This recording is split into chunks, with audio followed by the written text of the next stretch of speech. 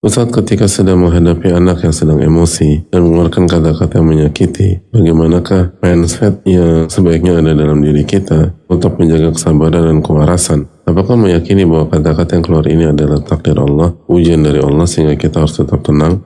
Namun ada kalanya, terutama ketika ibu sedang lelah, akan sangat sulit sekali menahan diri. Ada kalanya juga saya lebih memilih diam untuk menahan diri. Namun ketika saya diam, anak saya justru semakin menjadi emosinya.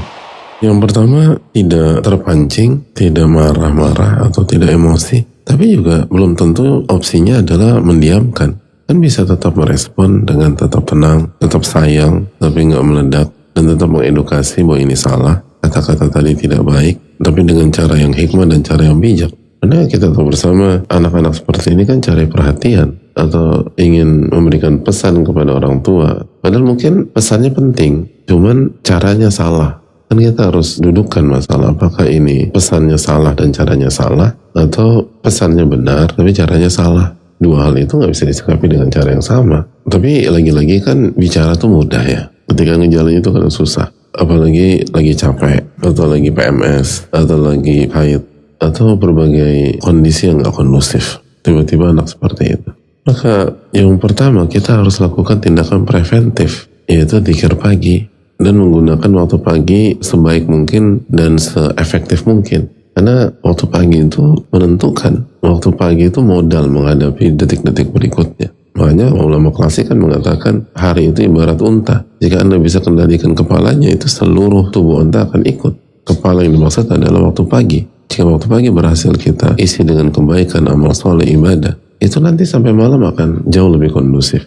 Makanya waktu pagi pastikan kita mulai dengan qabliyah subuh, lalu sholat subuh, zikir pada sholat, zikir pagi, lalu jaga kajian pagi yang kembali mengingatkan kita kepada Allah Subhanahu wa Ta'ala. Baru setelah itu aktivitas. Itu sangat penting gitu loh.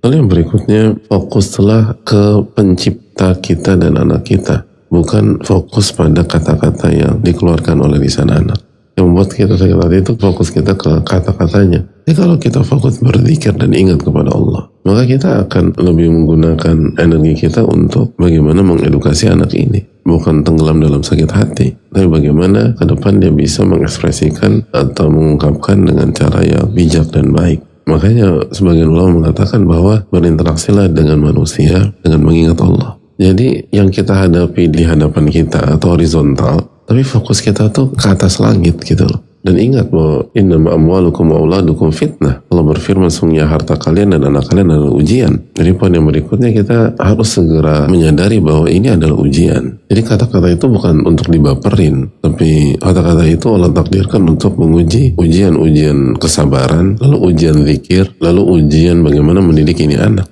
Lalu yang berikutnya ujian keikhlasan. Karena salah satu yang menyakitkan orang tua adalah, oh tega dia bicara demikian. Saya kan ibunya, saya mengandungnya, saya mempertaruhkan nyawa untuk melahirkannya. Dan itu yang semakin buat kita sakit hati. Karena kita suka dengan saya, dan saya.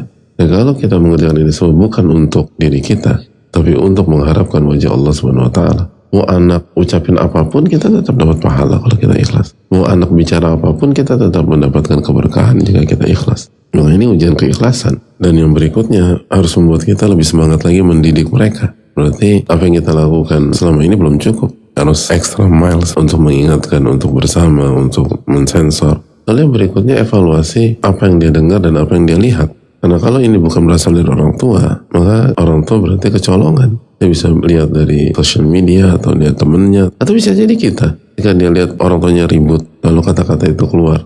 Jadi segera cari dia belajar kata-kata itu dari mana. Lalu banyak doa kepada Allah, doakan anak kita agar punya lisan yang baik. Dan bagi orang tua yang lisan anaknya kurang baik atau tidak baik, jangan berkecil hati. Dan seringkali kita lupa bercermin. Ada banyak di antara orang yang baik, orang yang soleh pada hari ini punya fase ketika itu lisannya nggak terkontrol. Tapi Allah kasih hidayah, Allah kasih taufik. Lalu dia bertobat, beristighfar, lalu dia tinggalkan seluruh kata-kata tidak baik tersebut. Kalau itu bisa terjadi pada orang tuanya, apa susahnya bagi anaknya? Jadi tetap optimis untuk mendakwahi. Dan jangan pernah doakan yang buruk buat anak-anak. Karena doa orang tua yang buruk itu diijabah. Sebagaimana doa yang baik itu diijabah oleh Allah.